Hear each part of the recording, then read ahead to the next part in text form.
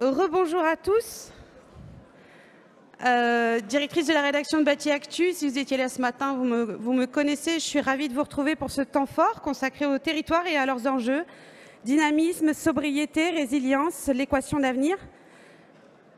Sécheresse, incendie, catastrophes, tempêtes. Aujourd'hui, nos territoires sont confrontés à des risques majeurs, accentués du fait du réchauffement climatique, mais aussi de la raréfaction, de l'épuisement des ressources naturelles, de la disparition de la biodiversité.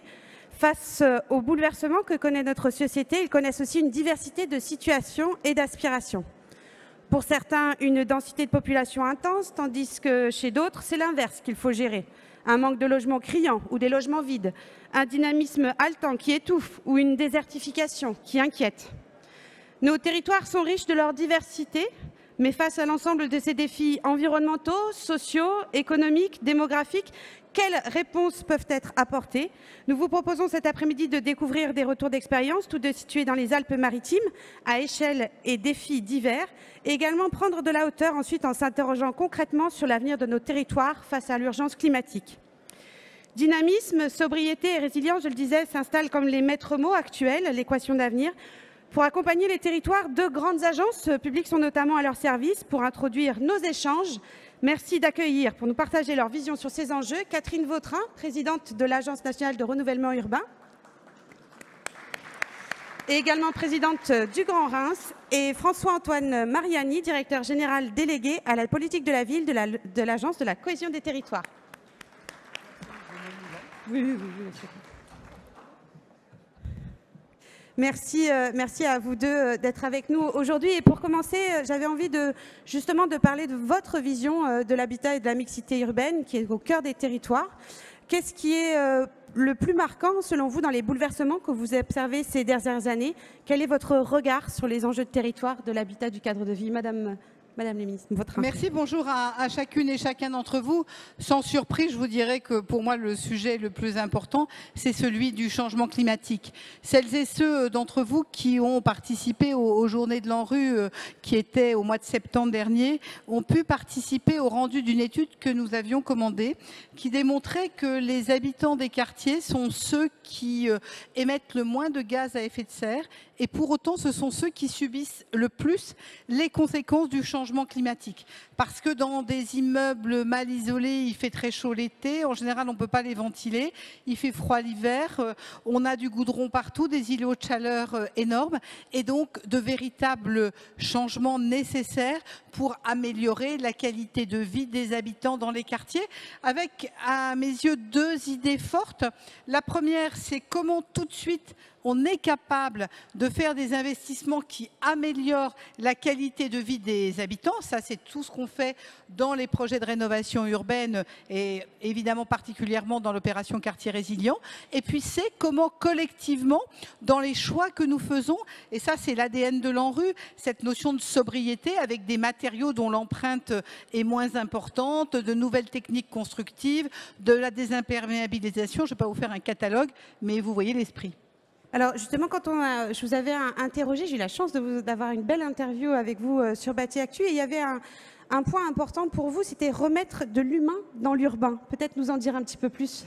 Bien sûr, vous savez, moi j'ai été à l'école Jean-Louis Borloo. J'ai eu la chance de bosser avec Jean-Louis et j'ai porté la partie réussite éducative du plan de cohésion sociale.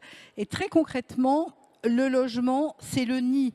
C'est là où se forme la famille, quelle que soit la forme de la famille. Et à partir de là, c'est le moment où on peut échanger, discuter. Et j'attache à titre personnel énormément d'importance, notamment aux opérations de relogement. Parce que déjà, il n'y a pas une opération de rénovation urbaine sans élus. Ça commence toujours avec les maires, les présidents de PCI. Et c'est avec eux qu'on détermine le projet. Et ensuite, quand on parle des logements, on rencontre les habitants. Je suis élue, je ne suis pas la seule, j'imagine, dans cette salle. Et dans nos vies, entrer dans l'intime de nos concitoyens, aller chez eux, parler de leur logement, parler de la composition de la famille, du rapport à l'emploi, à la santé, c'est assez rare. Et c'est en cela que l'ANRU est bien sûr une opération d'urbanisme, mais c'est beaucoup plus. C'est vraiment une opération humaine. Et évidemment, cela nous conduit dans les programmes avec les élus à travailler autour de la formation et notamment de l'éducation. On livre énormément de bâtiments scolaires que l'on reconstruit, ou que l'on refait tout simplement, qu'on réhabilite. Tout l'aspect culture, tout l'aspect bien évidemment autour du sport, c'est-à-dire finalement tout ce qui permet de faire société, d'où cette notion de l'humain dans l'urbain. C'est tout à fait la vision aussi que nous avons des assises. On ne peut pas penser l'habitat seul, il faut aussi penser ce qu'il y a autour. Et donc les missions de l'ANRU, vous le disiez, se transforment, mais également celle de l'Agence nationale de la cohésion des territoires. Elle se transforme, s'adapte, se complète, se diversifie. Quelle est votre vision aujourd'hui, Monsieur Mariani? Alors d'abord, oui, on est le fruit d'une transformation, puisqu'on est un peu moins vieux que l'ANRU, un peu moins connu. Donc je vais me permettre de... On est le fruit d'une fusion entre le Commissariat général à l'égalité des territoires, l'Agence du numérique et les PARECA, qui étaient orientés beaucoup dans les QPV. Donc rien que cette création d'agence, c'est une modification de notre façon de travailler, puisqu'on passe d'une logique beaucoup d'administration centrale. Moi, j'étais directeur d'une administration centrale, je faisais beaucoup de règlements. Et aujourd'hui, on est un opérateur au service des territoires. Donc déjà, rien que cette création-là, elle permet un changement d'état d'esprit. Et ensuite, évidemment, la présidente Vautrin a raison, on a des sujets qui sont très prégnants en ce moment, celle de la transition. Je ne vais pas parler de ça. On a d'autres sujets de transition qui sont compliqués à adresser. Le numérique, le vieillissement, qui touche aussi les quartiers, beaucoup les quartiers. On a l'impression que les quartiers sont très jeunes, mais vous avez des quartiers où le vieillissement... Voilà, donc notre travail, c'est d'adresser beaucoup de sujets avec des programmes très différents. Vous connaissez bien l'agence, il y a de l'ingénierie sur mesure, il y a le travail sur le rural, il y a le travail sur le numérique, sur les quartiers. Et le fil conducteur, c'est être au plus près des territoires et surtout de nous adapter aux besoins des territoires, parce que pendant longtemps, je pense, je passe sous le contrôle de Catherine Vautrin, mais on a beaucoup décidé des choses très cadrées, parfois les imposant, les plaquant sur des territoires, et aujourd'hui on inverse un peu la vapeur, on pense des programmes et après on les design, on les travaille avec les élus locaux, les acteurs, et c'est ça qui, de mon point de vue, est en train de changer beaucoup et qui doit continuer à changer. Une forme d'horizontalisation de notre travail et travailler plus en partenariat et de façon moins ascendante. Voilà. Presque de la dentelle finalement. Oui, adapté. Je vais prendre un dossier que je connais mieux que le reste, les quartiers. Évidemment, vous avez des problèmes d'emploi un peu partout, mais vous n'avez pas les mêmes typologies de quartiers. Vous avez des quartiers qui sont au bord des métropoles pour lesquels le problème d'emploi ne sont pas les mêmes. C'est plus des problèmes de formation que de mobilité. Vous avez des quartiers qui sont très éloignés des centres dynamiques où là, les questions, c'est aussi la mobilité. Donc, les solutions, il faut les adapter à chaque territoire. On ne traite pas les quartiers prioritaires à Reims comme on traite les quartiers prioritaires à Marseille. Voilà, c'est une évidence, mais pendant longtemps, ça ne l'a pas été. Ça l'a pas été. Et donc, il faut adapter nos dispositifs et les penser de sorte à ce qu'ils soient déployables un peu différemment, toujours avec des objectifs, hein, bien sûr, et des évaluations, mais en prenant en considération la multiplicité des situations. Et puis, cette multiplicité des situations, et puis cette adaptation au plus près des territoires, où on arrête aussi cette concurrence. Ce n'est pas les grandes métropoles contre les petites villes, c'est pas chaque programme... en fait, aujourd'hui, on est dans des situations où on traite des problèmes complexes, c'est-à-dire des problèmes où il y a une interaction énorme entre plein d'acteurs, et on ne peut pas travailler isolément, en silo. Et donc, les villes sont en réseau. Une grande métropole, elle vit, mais autour d'elle, elle a des communes qui drainent aussi des populations. Enfin, c'est un travail d'ensemble. Voilà. Donc, on ne peut plus isoler les sujets. Et c'est pour ça qu'on essaye de faire des plans un peu à 360, autant que faire se peut. Et c'est pas évident. Il faut une culture aussi professionnelle pour le faire. Mais si on ne fait pas ça, on ne va pas résoudre les problèmes complexes. Voilà, ça, bien sûr, Madame Vautrin, vous acquiescez. Je partage tout à fait ce qui vient d'être dit par François-Antoine Mariani, parce que très concrètement, chaque projet est un projet spécifique. Il y a 453 projets pour le NPNRU. Au moment où je vous parle, il y en a exactement 446 qui sont engagés et il n'y a pas de projet identique puisque chaque territoire est spécifique, voire même complémentaire, parce qu'on peut avoir dans une ville plusieurs projets et souvent ces projets justement peuvent être complémentaires. Et tout à l'heure on parlait relogement. Très concrètement, on peut avoir des habitants qui vont aller d'un quartier à un autre, puisque quand on va, si on ne réhabilite pas en site occupé ou si on déconstruit, on va demander aux habitants de déménager. À ce moment-là, ils deviennent évidemment prioritaires en discutant avec les bailleurs pour leur retrouver un logement. Et très souvent, ils peuvent faire un choix d'aller dans un quartier ou dans un autre. Et justement, on voit bien la complémentarité en fonction de la spécificité. Et puis, ce que l'on voit aussi, alors c'est particulièrement le cas dans les zones tendues, on peut avoir besoin d'un dialogue entre plusieurs territoires. Parce que quand on veut faire du relogement, vous imaginez bien qu'aller faire du relogement en zone tendue, quand on est on a déjà eu le premier plan de rénovation urbaine, pour le deuxième plan, on a en général assez peu de vacances et donc c'est pas simple du tout d'organiser les opérations de relogement. Donc s'il n'y a pas de complémentarité à l'échelle notamment de l'intercommunalité, c'est d'autant plus difficile. Et il ne faudrait pas qu'on arrive à ce que finalement ça soit le relogement qui bloque certaines opérations, parce que comme on n'arrive pas à sortir les habitants, on ne peut pas avancer. Et puis, comme le disait là encore François-Antoine Marianne, il y a un autre point qui est tout à fait important, c'est le vieillissement. Moi, je vais parler de ma bonne ville de Reims et j'ai un quartier particulièrement en tête qui est un petit quartier, le quartier des Châtillons, qui est monobailleur. C'est un quartier Action Logement. On a déménagé des gens de 90 ans, des gens qui ont fait toute leur vie dans le logement social. Alors, on peut se poser la question, quid du parcours résidentiel? Est-ce qu'il n'eût pas été opportun à un moment de leur proposer d'acquérir? C'est incontestablement un débat qu'il faut avoir, mais dans tous les cas, il faut les accompagner. Et quelque part, ce n'est pas juste remplacer la baignoire par la douche, c'est tout un environnement, y compris social, avec des expérimentations. On a fait une expérimentation très intéressante dans un immeuble qui est une petite tour d'une douzaine d'étages, dans laquelle il y a 3 étages, où en fait chacun est chez soi, mais avec des pièces communes. Et donc ils se retrouvent autant qu'ils le veulent pour avoir des espaces de jeu, de discussion, etc. Ce qui répond au premier fléau des seniors, à savoir la solitude. Bien sûr. Alors, on avait intitulé cette conférence sur les défis en fait qu'ont les territoires aujourd'hui. On parle des défis de sobriété, de résilience, de dynamisme.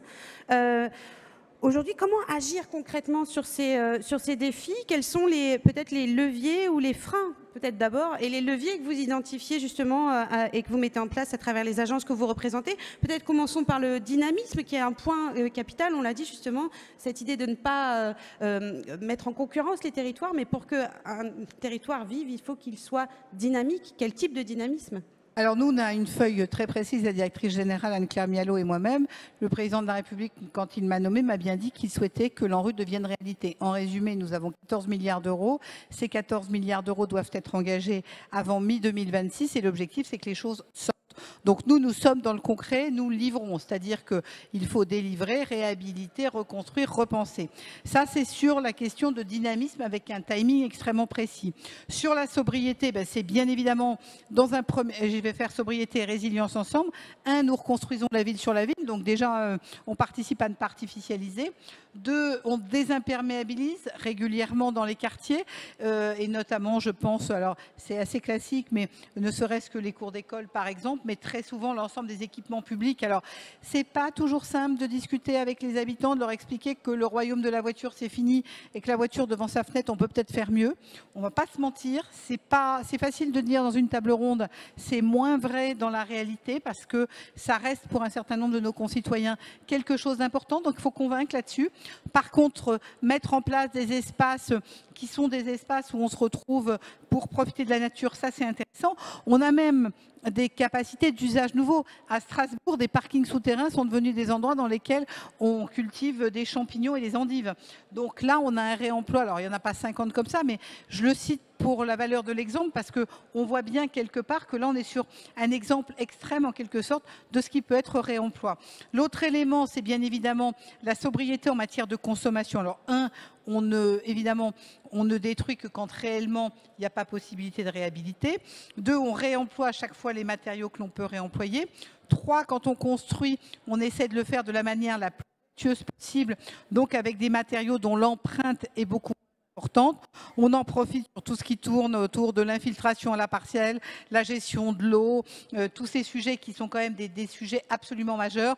Le lien avec les réseaux de chauffage urbain qui permettent en termes de pouvoir d'achat de diviser par 2 ou par 4 le coût pour nos concitoyens. Donc vous voyez, des réponses extrêmement concrètes qui, chantier après chantier, me permettent de dire que c'est peut-être dans les quartiers qu'on ira beaucoup plus vite en termes de sobriété dans nos villes.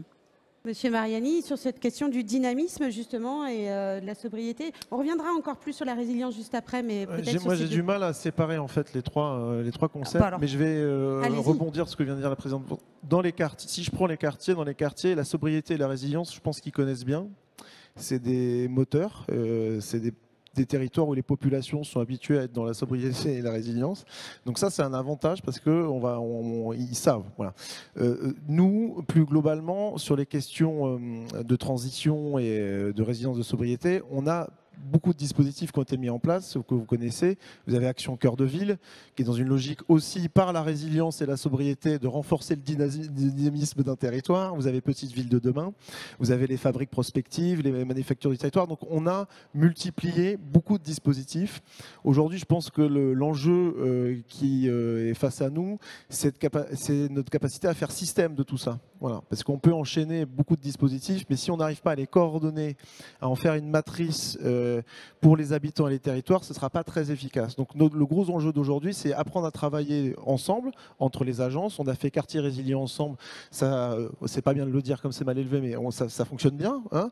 On avait fait quartier fertile avant. On travaille avec le CEREMA et l'ADEME. Enfin, voilà. Donc il faut multiplier nos surfaces de contact avec les autres opérateurs, arriver à travailler de façon coordonnée au niveau national et après au niveau local pour aider les territoires à engager la sobriété et la résilience et à rester dynamique. Parce que souvent dans l'esprit des gens, quand vous parlez sobriété et résilience, ça induit pas justement le dynamisme. Les gens vous disent on va s'arrêter de vivre. Non, justement, il faut expliquer aux gens que c'est un levier pour avancer, pour transformer nos modes de vie et vivre mieux en fait. Voilà, tout et là encore, en plus avec cette idée de, quand on parlait de sur-mesure, de dentelle, finalement, c'est que à chaque territoire, la réponse doit être différente aussi. Si on parle du réchauffement climatique, si on parle de tout ça, forcément ça bouge. On le voit aujourd'hui, hein, la sécheresse touche des territoires différents. L'Île-de-France est un des principaux, une principale région.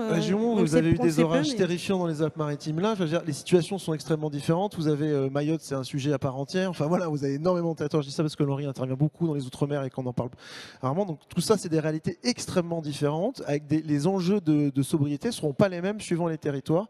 Et donc il va falloir avec des nécessités d'outils que vous mettez en place chacun aussi bien sûr, et des expérimentations qui nous permettent d'avancer. Et moi, je voudrais souligner effectivement cette volonté d'essayer de chasser en meute. En fait, on travaille évidemment avec la NCT, on travaille avec l'ANA, on travaille avec l'ADEME, parce que l'idée finalement, c'est surtout d'arrêter. Alors, je sais bien que ça fait 25 ans qu'on le raconte, mais quand ça marche, il faut aussi le dire. C'est-à-dire que l'histoire des tuyaux d'orgue, en sortir, ça fait quand même du bien. Et quelque part, alors tout à l'heure, comme François-Antoine Marianne a dit qu'on était vieux, je veux dire qu'on a quand même que 20 ans, mais la grande novation qu'on a faite, et ça c'était la vision de Jean-Louis, c'était de dire je rassemble tout ce qui tourne autour du logement pour avoir une action massive qui permette d'apporter une réponse cohérente. Et finalement l'ANRU a fait des petits parce que c'est un peu ce qui se passe aujourd'hui à la NCT, tant mieux, parce que finalement c'est mettre ensemble toutes celles et tous ceux qui ont capacité à apporter des réponses. Et je crois que c'est une nouvelle lecture de l'action publique qui est absolument majeure parce que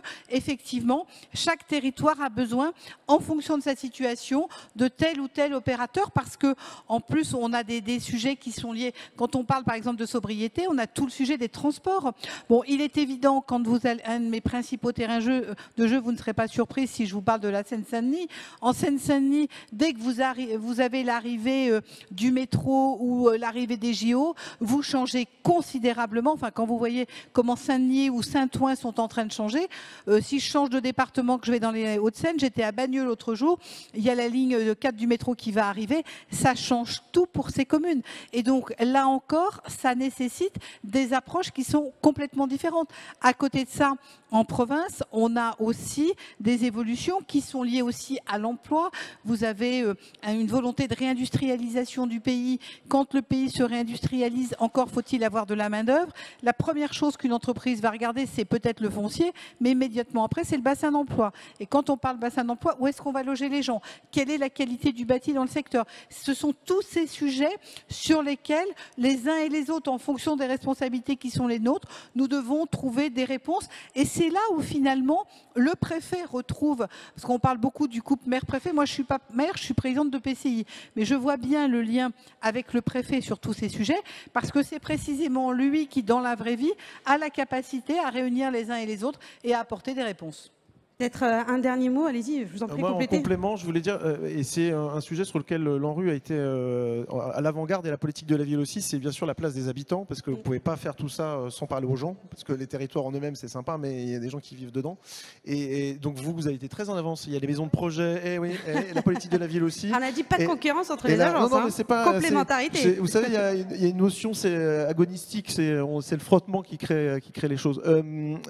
Donc nous, là-dessus, on a aussi beaucoup travaillé, on est en train d'avancer en politique de la ville sur ce sujet, mais plus globalement, il va falloir aussi apprendre à donner plus de place aux gens, à écouter, à avoir la vraie concertation et des constructions. Alors là aussi, ça fait 25 ans qu'on en parle, mais on a quand même aujourd'hui des leviers intéressants et au niveau national des exemples, puisque le CNR, c'est aussi ça, les conventions nationales, c'est aussi ça, et donc il va falloir aussi, quand on va le voir dans notre exemple tout à l'heure, la concertation citoyenne était au cœur de tout cela. C'est mettre les habitants, les citoyens au cœur du chose. Hein. Voilà. Finalement, on remet encore de l'humain au cœur de l'urbain.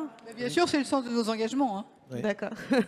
Merci à tous les deux d'avoir introduit ce temps fort. Vous pouvez les applaudir, bien sûr.